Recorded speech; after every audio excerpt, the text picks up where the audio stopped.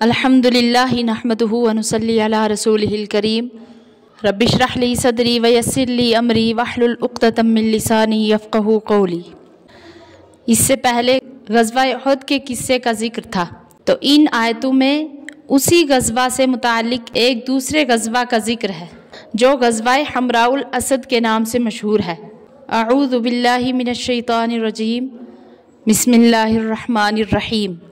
अल्लज़ीना इस्तजाबू लिल्लाहि वर्रसूली मिन बअदि मा असाबहुमुल क़र्ह, कि जिन लोगों ने हुक्म माना अल्लाह का और रसूल का बाद उसके कि पहुँच चुके थे उनको ज़ख्म, यानी जब उनको दोबारा कुफ़ार के तअक़्क़ुब के लिए बुलाया गया तो उन्होंने इस बात को कबूल कर लिया हालांकि अभी ज़ख्म उनके ताज़ा थे।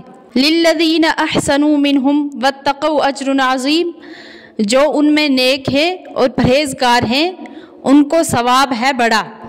अल्लज़ीना क़ाल लहुमुन्नासु, कि जिनको कहा लोगों ने इन्नन्नासा क़द जमअू लकुम, कि मक्का वाले आदमियों ने जमा किया है सामान तुम्हारे लिए। फ़ख्शौहुम, तो पस तुम उनसे डरो। फ़ज़ादहुम ईमाना, तो पस उनका ईमान और ज़्यादा बढ़ गया।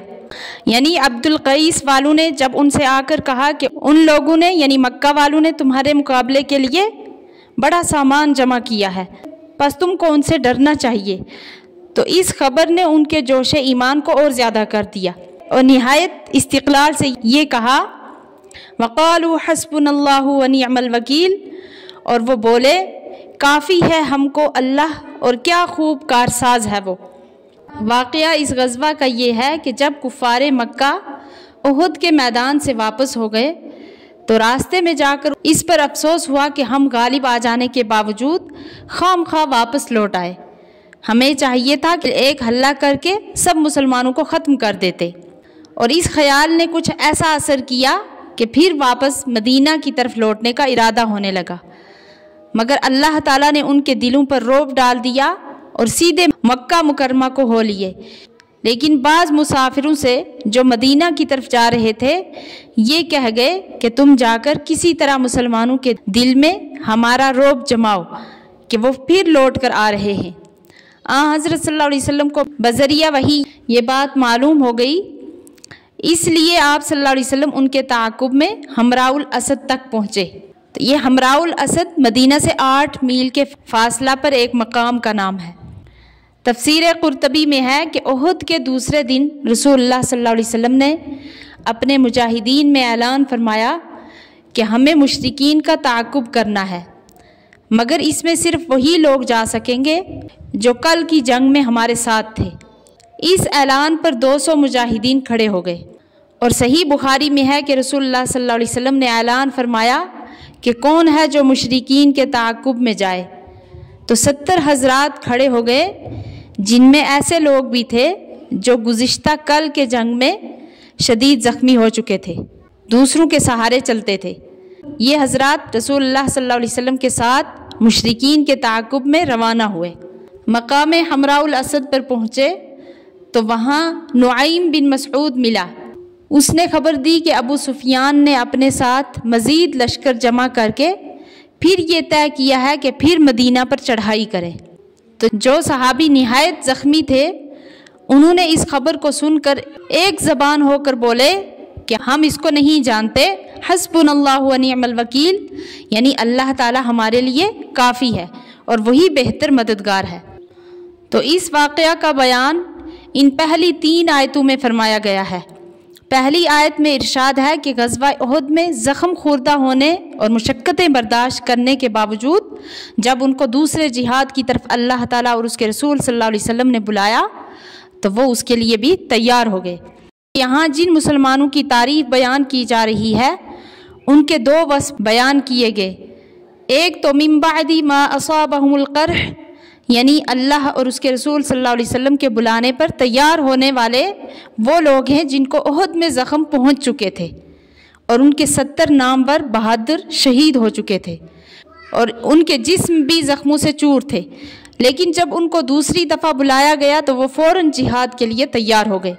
दूसरा वस्फ़ लिल्लज़ीना अहसनू मिनहुम वत्तक़ौ में बयान किया गया है कि ये लोग عملی جدوجہد اور جانثاری کے عظیم کارناموں کے ساتھ یہ حضرات احسان اور تقوی کی صفات کمال سے بھی آراستہ تھے، کیونکہ اللہ کے نزدیک کوئی بھی کام اجر کا موجب اسی وقت ہوتا ہے جب کہ اس کے ساتھ احسان اور تقوی بھی ہو۔ تو اس کے بعد تیسری آیت میں ان حضرات صحابہ کرام رضی اللہ عنہم کے جہاد میں آگے بڑھنے اور حسبنا اللہ و نعم الوکیل کہنے کے فائدے اور ثمرات اور برکات کا بیان ہے۔ فرمایا ہے فانقلبوا بنعمت من اللہ وفضل لم یمسسہم سوء واتبعوا رضوان اللہ، پھر چلے آئے مسلمان اللہ کے احسان اور فضل کے ساتھ، کچھ نہ پہنچی ان کو برائی اور تابع ہوئے اللہ کی مرضی کے۔ انما ذالکم الشیطان یخوف اولیاءہ، یہ جو ہے شیطان ہے کہ ڈراتا ہے اپنے دوستوں سے۔ فلا تخافوہم، تو پس تم کبھی ان سے نہیں ڈرنا، وخافونی، اور مجھ سے ڈرو، ان کنتم مؤمنین، اگر تم ایمان رکھتے ہو۔ تو اللہ تعالیٰ نے پھر ان حضرات کو 3 نعمتیں عطا کی۔ پہلی نعمت تو یہ کہ کافروں کے دلوں میں رعب اور ہیبت ڈال دی اور وہ لوگ بھاگ گئے، جس کی وجہ سے یہ حضرات قتل و قتال سے محفوظ رہے۔ اس نعمت کو اللہ تعالیٰ نے نعمت ہی کے لفظ سے تعبیر فرمایا۔ اور دوسری نعمت اللہ تعالیٰ نے یہ عطا فرمائی کہ ان حضرات کو حمراء الاسد کے بازار میں تجارت کا موقع ملا اور اس مال سے فائدہ حاصل کیا، تو اس لفظ کو فضل سے تعبیر فرمایا۔ تیسری نعمت جو ان تمام نعمتوں سے بڑھ کر ہے وہ اللہ تعالیٰ کی خوشنودی کا حصول ہے، جو اس جہاد میں ان حضرات کو خاص انداز میں حاصل ہوئی۔